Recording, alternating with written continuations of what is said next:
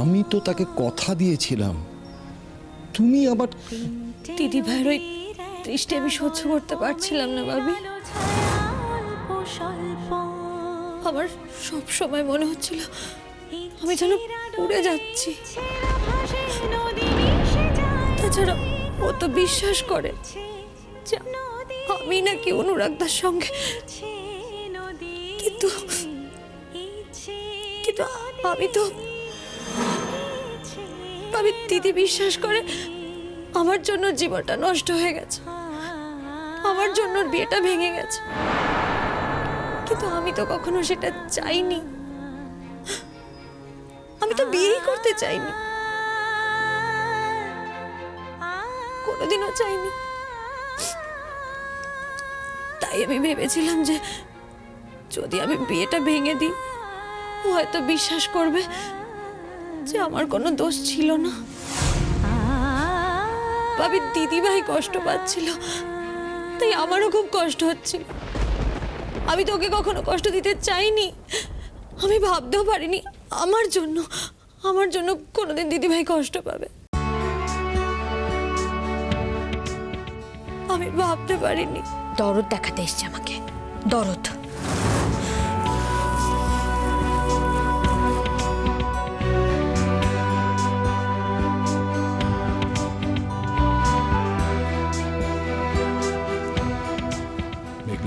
ভাবি আমি তোমার মাথায় হেড করিনি, আমি কোনো অন্যায় করিনি, বিশ্বাস করো।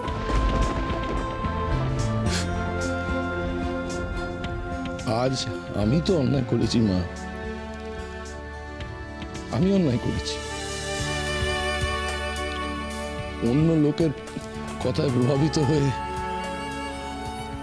আমি তোকে অপমান করেছি। আমি ভুলে গিয়েছিলাম যে আমি আর কারোর সম্বন্ধে কথা বলছি না, আমি আমার মেঘলা মার সম্বন্ধে কথা বলছি, যার উপর কোনো রকম কঠিন বিচার করা চলে না। আমায় ক্ষমা করে দে মা, পারবি না আমায় ক্ষমা করতে? ক্ষমা করে দে মা, ক্ষমা করে দে।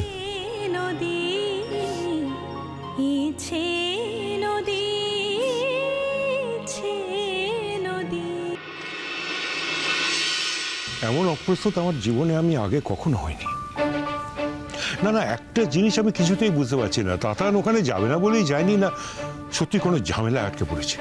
কি এমন ঝামেলায় আটকে পড়বে যে যার জন্য ফোনটা পর্যন্ত রিসিভ করতে পারছে না সে? আরে তোমরা তো বলছো নাকি কালকেই হসপিটালে টেলিফোন করে বলে দিয়েছিল যে যেতে পারবে না, তার মানে নিশ্চয়ই অন্য কোনো প্ল্যান ছিল। কোনো বিপদ হয়নি তো? ও দাদা, আমার ছেলেটার কোনো বিপদ হয়নি তো?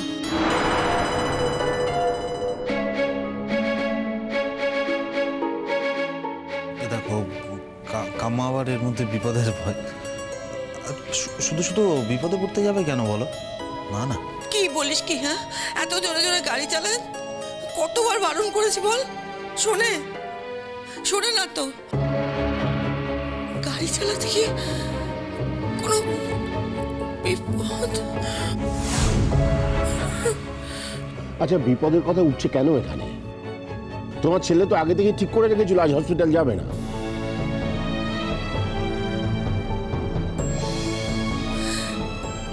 সেটা তো ওই কনফারেন্সের জন্য হতে পারে নাকি? হ্যাঁ, কিন্তু কনফারেন্স তো বেলার দিকে ছিল বলো কাকু। এরকম ক্ষেত্রে সকাল সকাল গেল না কেন? তাতান তো এরকম করার ছেলে নয়। কিন্তু তাতান যেসব জায়গায় চেম্বার করে সেখানে তো ফোন করে খোঁজ খবর নেওয়া হয়েছে, ও তো কোথাও যায়নি। আর কলকাতার বাইরেও যেসব জায়গায় চেম্বার করে সেখানে যদি যেত তাহলে বাড়িতে নিশ্চয়ই একবার জানিয়ে যেত, তাই না? যখন ও জানে যে আজকে ওর একটা কনফারেন্স আছে, সেখানে ও স্পিকার,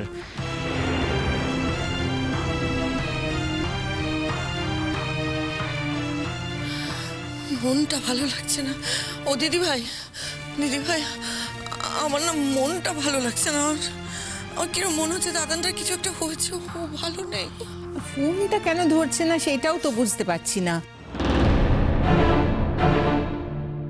মোস্ট রেসপন্সিবল ছেলে, এরকম করে কেউ? জানো মা, ভাইদার না কাল থেকেই মুডটা অফ ছিল।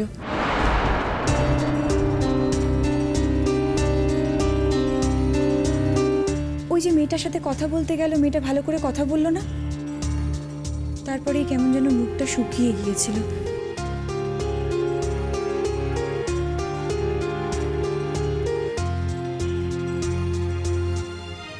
কোন মেয়েটির কথা বলা হচ্ছে এখানে? কোন মেয়েটার কথা বলা হতে পারে বলে মনে হয় তোমার? হ্যাঁ, যে মেয়েটার সাথে বিয়ের কথা হয়েছে, বিয়ে ঠিক হয়েছে, সেই মেয়েটার কথাই নিশ্চয়ই বলা হচ্ছে। ও, তো সেই মেয়েটি কি এখন আর স্বইচ্ছায় তোমার ছেলের সঙ্গে কথা বলতে চায় না বুঝি? আর তোমার ছেলেও পৃথিবীতে ওই একটি মেয়েকেই খুঁজে পেয়েছে বিয়ে করার জন্য।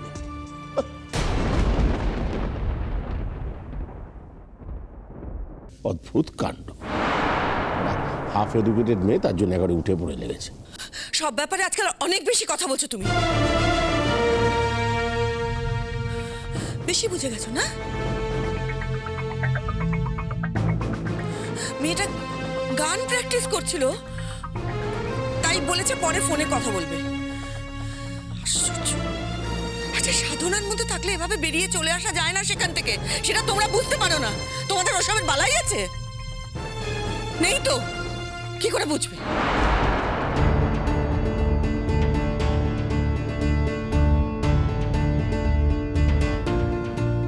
হ্যাঁ, সাধনাই তো বটে।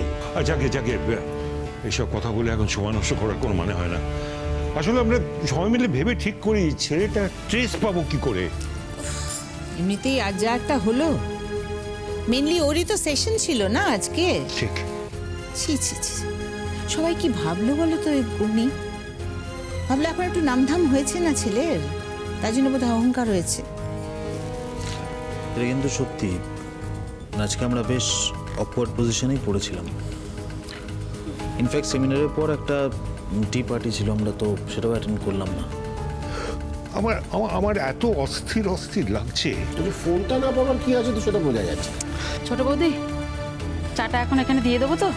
জানি না, জিজ্ঞেস করে নাও না কে কে খাবে। হ্যাঁ হ্যাঁ, তুমি এখন রেখে যাও, ঠিক আছে।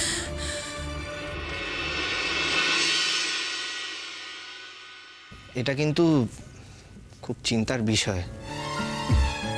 সকাল থেকে বিকেল অবধি তাতানের কোনো খোঁজ নেই। ও কাজে গিয়ে তো দু একবার ছোট মাসিকে ফোন করে, ছোট মাসিও সারাদিন তাতানকে ফোন করে খোঁজ খবর নেওয়ার জন্য। কিন্তু আজ সকাল থেকে তাতান একবারও ছোট মাসিকে ফোন করেনি। আর ছোট মাসি যতবার তাতানকে ফোন করেছে ওকে ফোনে পায়নি। এই কথাটা যখন ছোট মাসি আমাকে বললো, আমি বললাম যে দেখো হয়তো কনফারেন্সে আছে তাই ফোনটা সাইলেন্টে রেখেছে। কিন্তু এখন তো জানতে পারলাম যে ও কনফারেন্সেও ছিল না।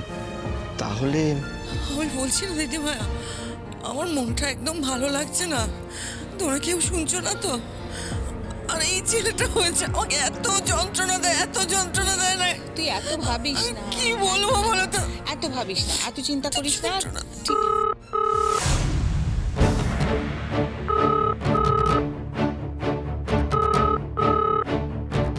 ওই তো ফোনটা পাচ্ছে। তাতানের ফোন, ফোনটা ধর না, তাতানের ফোন। আচ্ছা, তোমার কি দুশ্চিন্তার বুদ্ধি শুদ্ধির লোক পেয়েছে?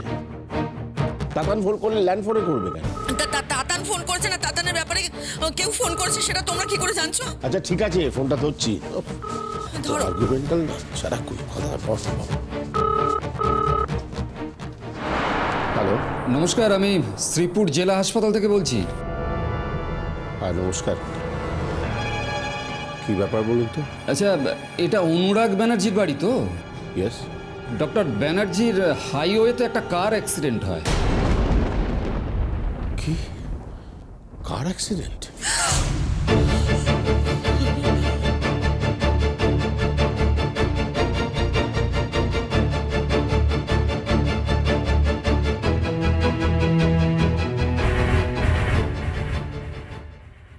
কি হয়েছে অনুরাগের? কার অ্যাক্সিডেন্ট।